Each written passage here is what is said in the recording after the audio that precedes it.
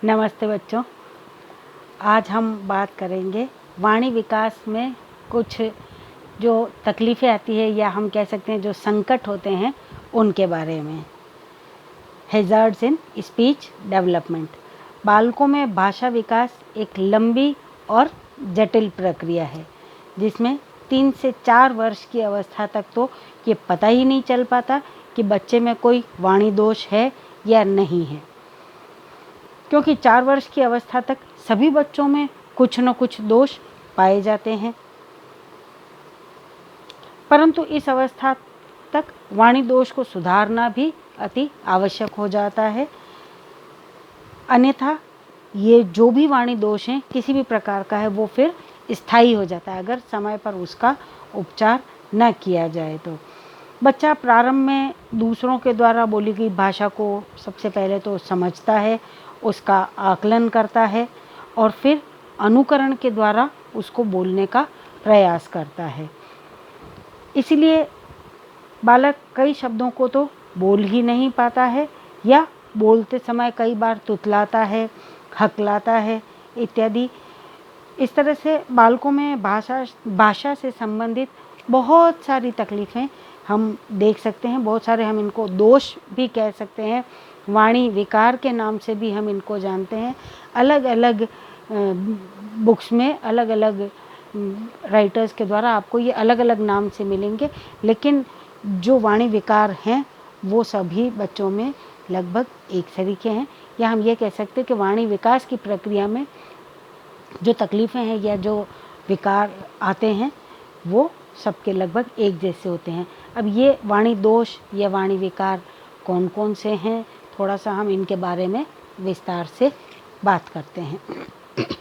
बच्चा जब प्रारंभ में बोलना सीखता है तो उसके मस्तिष्क के वाणी केंद्र एवं स्वर यंत्र अभी बहुत ज़्यादा परिपक्व और विकसित नहीं होता है, इसलिए वो उसका उच्चारण भी स्पष्ट नहीं कर पाता।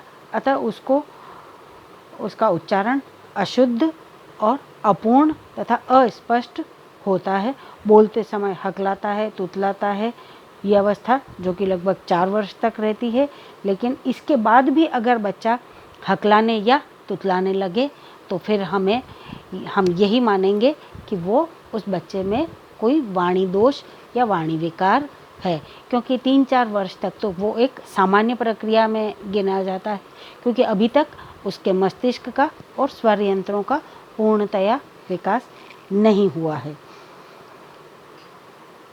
अगर इस अवस्था में वाणी दोष को सुधारा नहीं जाए तो फिर वो जीवन पर्यंत बने रह जाते हैं और बच्चे को जब बड़ा होता है तो समाज में उसको उस कारण से कई बार ताने भी सुनने पड़ते हैं या कटाक्ष सहने पड़ते हैं, और प्रारंभिक अवस्था में ही इस दोष का सुधारा जाना अति आवश्यक है।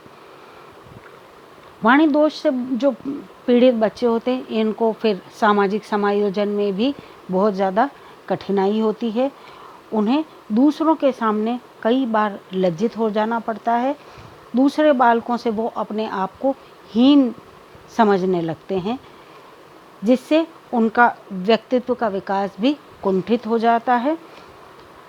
अब दोषपूर्ण वाणी वाला बालक दूसरों के सामने तुतलाकर या हकलाकर बोलता है तो दूसरे बच्चे उसका मजाक भी बनाते हैं कई बार।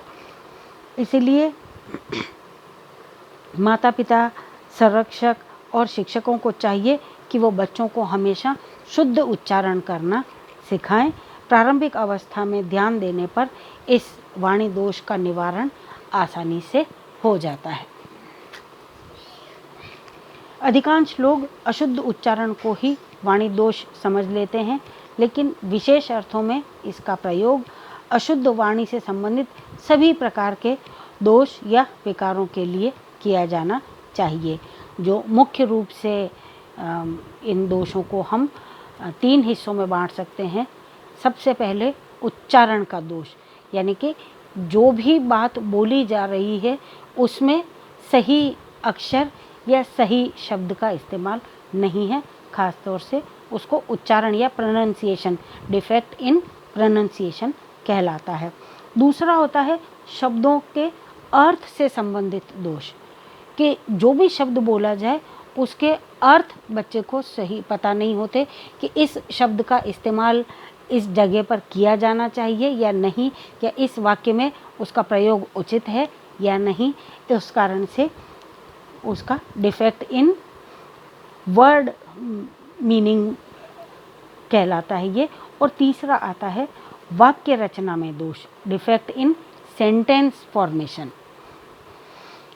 3 तरह से बात हो गई, एक उच्चारण की, दूसरी शब्द गलत बोला जाए, और तीसरा वाक्य ही पूरा सही ना बने। अब जो उच्चारण दोष है ये सबसे पहला और प्रमुख दोष माना जाता है कि बच्चा अपना उच्चारण शुद्ध नहीं रख पाता है। लगभग 1.5 वर्ष से 4 वर्ष तक के सभी बालक जो हैं वो शब्दों के उच्चारण में अधिकांशतः गलती करते ही हैं। इसे बेबी टॉक या बच्चों की आम भाषा की संज्ञा दी जाती है। अधिकतर माता पिता अपने बच्चों की तुतलाती हुई बोली सुन करके खुश होते हैं, प्रसन्न होते हैं और उसको सो क्यूट, सो ब्यूटीफुल या अपीलिंग कह करके उस समय उसको प्रोत्साहित करते हैं। लेकिन यही वो अवस्था है जब बच्चों को सही उच्चारण के लिए प्रेरित किया जाना चाहिए। उच्चारण करते समय जो मुख्य रूप से उच्चारण से संबंधित जो मुख्य दोष हैं उनमें एक तो बालक शब्दों का उच्चारण करते समय कुछ अक्षर खा जाते हैं,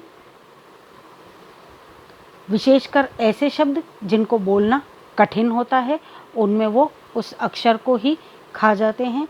फिर उच्चारण करते समय कई अक्षरों का दोषपूर्ण उच्चारण करते हैं, यानी कि एक अक्षर से दूसरे अक्षर को रिप्लेस कर देते हैं। जैसे कबूतर की बजाय तबूतर बोल जाना या टमाटर की बजाय टमाटर बोलना, इस तरह से ये होता है। और फिर आता है बोलते समय जो संयुक्त अक्षर का उच्चारण होता है, जो 2 अक्षर आपस में मिल करके जो नया अगर कोई शब्द बनाते हैं तो ऐसे संयुक्त अक्षरों को बोलना भी बच्चों के लिए कठिन हो जाता है। और फिर कुछ व्यंजन जो होते हैं वो बच्चों को बोलना में कठिनाई होती है और उनका उच्चारण करने में वो अधिकांशतः गलती करते हैं अथवा उन अक्षरों को ही खा जाते हैं जिनको बोलना उनके लिए कठिन होता है। और फिर कुछ बच्चे अ आ इ ई के स्थान पर अ आ इ का उच्चारण करना उनके लिए मुश्किल हो जाता है। वो इन स्वरों को ठीक से बोल नहीं पाते हैं और उसकी बजाय कुछ दूसरे शब्दों का इस्तेमाल वो करते हैं। गलत उच्चारण से बालक के व्यक्तित्व पर प्रतिकूल प्रभाव पड़ता है। वे हीन भावना और कुंठा से ग्रसित हो जाते हैं। अपनी कक्षा में दूसरे बच्चों के या अपने शिक्षक के सामने में भी बोलने से वो कतराते हैं, शर्माते हैं, क्योंकि उनके भ्रष्ट उच्चारण के कारण कई बार उनके साथी लोग उनकी हंसी उड़ाते हैं या मजाक बना देते हैं। इसीलिए बालकों का जो है वो आत्मविश्वास उस कंडीशन में डगमगा जाता है। अतः माता पिता एवं शिक्षक का ये दायित्व होता है कि वो बच्चों में उच्चारण से संबंधित दोषों का निवारण करें। और फिर बात आती है शब्दों के अर्थ से संबंधित दोष की, डिफेक्ट्स इन वर्ड मीनिंग। प्रत्येक भाषा में कुछ न कुछ शब्द ऐसे होते हैं जिनकी स्पेलिंग या अर्थ एक से ज़्यादा निकलते हैं। जैसे शब्द तो एक ही है लेकिन उसका अर्थ अलग अलग होते हैं, तो बच्चा समझ ही नहीं पाता कि कहाँ पर मुझे उसका इस्तेमाल करना है या नहीं करना है। ऐसे शब्दों का उच्चारण तो एक जैसा होता है लेकिन अर्थ उनके बदल जाते हैं। ऐसे शब्दों को लिखने एवं समझने में बच्चे गलती कर देते हैं। अंग्रेजी में तो ऐसे शब्दों की बहुत भरमार है जिनके अर्थ तो अलग अलग हैं लेकिन उच्चारण एक जैसा होता है, इसलिए ध्वनि एक ही जैसी निकलती है। हिंदी की अगर हम बात करें तो जैसे मैं एक एग्जाम्पल बताती हूँ, कर एक क्रिया भी है कि मैं किसी से बोलूँ कि तुम ये काम करो या तू ये काम कर। एक तो यहाँ कर हुआ, दूसरे ये मेरे कर हैं, यानी कि हाथ। एक तरफ क्रिया है, दूसरी तरफ हाथ, और तीसरी तरफ कर यानी कि टैक्स भी होता है, आय कर, तो वो टैक्स, तो शब्द एक ही है कर, लेकिन उसके अर्थ अलग अलग हो जाते हैं। ऐसे बहुत सारे शब्द अगर हम ढूंढेंगे या देखेंगे तो हमें और भी मिल जाएंगे। अतः ऐसे शब्दों को समझने के लिए बच्चों को सही निर्देशन और प्रशिक्षण दिया जाना जरूरी है। बालक जैसे जैसे बड़ा होता जाता है वो स्वयं के अभ्यास से इस प्रकार के अर्थों को समझ लेता है कि यहाँ पर इस वाक्य में इस शब्द का अर्थ क्या है, और ये दोष आयु बढ़ने के साथ साथ अपने आप भी कई बार समाप्त होने लग जाते हैं। और फिर आता है इसमें वाक्य संरचना में दोष, डिफेक्ट इन सेंटेंस फॉर्मेशन। शब्द में गड़बड़ होती है और अब उसके बाद में पूरे वाक्य में मालूम ही नहीं पड़ता कि इस शब्द का इस्तेमाल यहाँ करना चाहिए था या नहीं। वाणी दोष का तीसरा प्रमुख दोष ये माना गया है कि वाक्य निर्माण करते समय अशुद्ध व्याकरण का उपयोग करना। इसका जो मुख्य कारण है कि सेंटेंस क्यों गलत हो जाता है, सेंटेंस गलत होता है या वाक्य गलत हो जाता है जब व्याकरण की गलती हो, ग्रामर की, ग्रामेटिकल मिस्टेक्स हम इसको कहते हैं कि टेंस कौन सा लगना चाहिए। कई बार पास्ट टेंस की बात है उसको प्रेजेंट में बताते हैं, प्रेजेंट टेंस की बात है उसको पास्ट में बताते हैं, फ्यूचर की बात है उसको प्रेजेंट में बताते हैं। इस तरह से ये गलतियां अधिकांश बच्चे करते हैं। और हिंदी तो क्योंकि हमारी आम बोलचाल की भाषा है, हम दिन रात बोलते हैं, इसीलिए हम उसमें उतना गलतियां नहीं करते हैं। लेकिन अंग्रेज़ी में ख़ास तौर से ये गलतियां बहुत ज़्यादा होती हैं, क्योंकि अंग्रेज़ी में हम लोगों का परफेक्शन उतना अच्छा नहीं हो पाता है।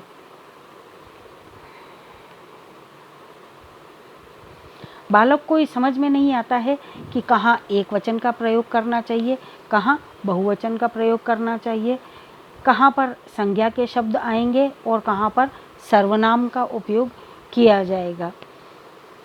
कई बार वे लिंग में भी गलती करते हैं, मुझे करना है या मैं करता हूँ की बजाय मैं करती हूँ, या लड़की है तो वो मैं करती हूँ की बजाय मैं करता हूँ। मैं खाना खाऊंगा है तो लड़की, अगर मैं लड़की हूँ तो मुझे मैं खाना खाऊंगी कहना चाहिए, लेकिन बच्ची उस कंडीशन में बोलती है मम्मी मैं खाना खाऊंगा। तो ये लिंग का भी इसमें भाषा में गड़बड़ कई बार हम देख सकते हैं बच्चों के लिए, ख़ास तौर से कि कहाँ पुल्लिंग काम में लेना है, कहाँ स्त्रीलिंग होगा। इसी तरह से व्याकरण संबंधित त्रुटियाँ भी, और व्याकरण की त्रुटि तो ऐसी त्रुटि है जो न सिर्फ बच्चे बल्कि हम बड़े भी कई बार करते हैं। अगर आप ध्यान दें तो हम आप में से अधिकांश छात्राएं भी ठीक से अपने वाक्य नहीं बनाती हैं। कई बार ग्रामर की भी मिस्टेक्स होती हैं और गलत शब्दों का गलत जगह पर भी चयन कर लेती हैं।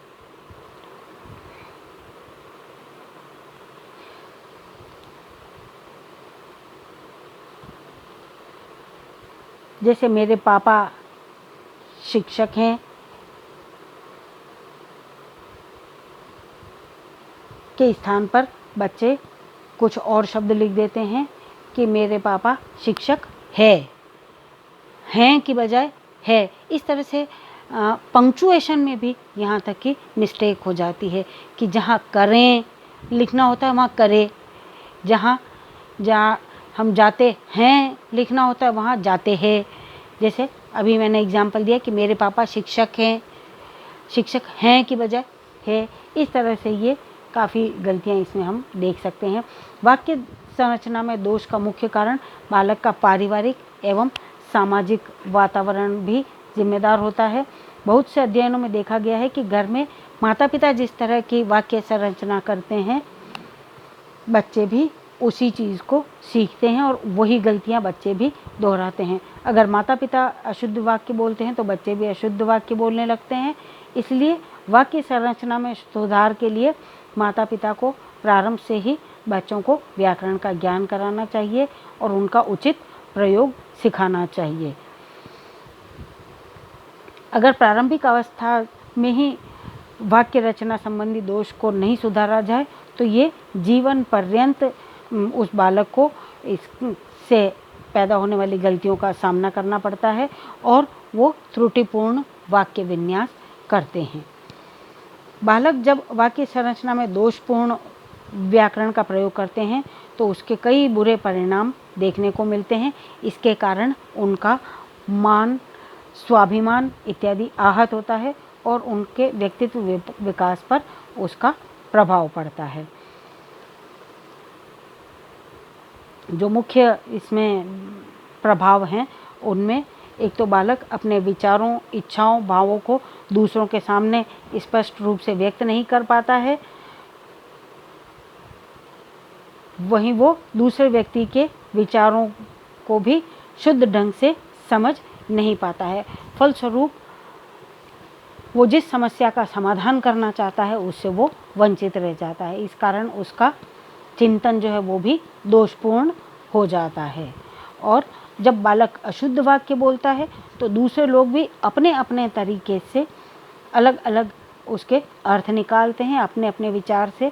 इसका मनोवैज्ञानिक प्रभाव भी बालक के व्यक्तित्व विकास पर पड़ता है और फलस्वरूप बालक हीन भावना का शिकार हो जाता है, कुंठा का शिकार होता है। और अशुद्ध व्याकरण के प्रयोग के कारण बालक हीनता का शिकार होता है और अपना स्वयं का मूल्यांकन भी ठीक ढंग से नहीं कर पाता है।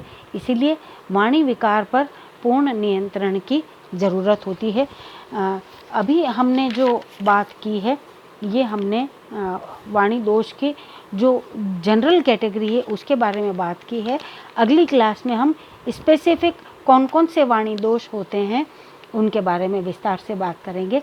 तब तक के लिए अपने अपने घरों में रहिएगा, सुरक्षित रहिएगा और हमारे वीडियो देख करके उनको सब्सक्राइब कीजिए, हमारे चैनल्स को सब्सक्राइब कीजिए, वीडियोस को देख करके उनको लाइक कीजिए और कमेंट बॉक्स में अपना नाम ज़रूर से लिखिए ताकि हमें पता लगे कि आपने हमारा वीडियो देखा है। वही आपकी अटेंडेंस का भी ज़रिया है।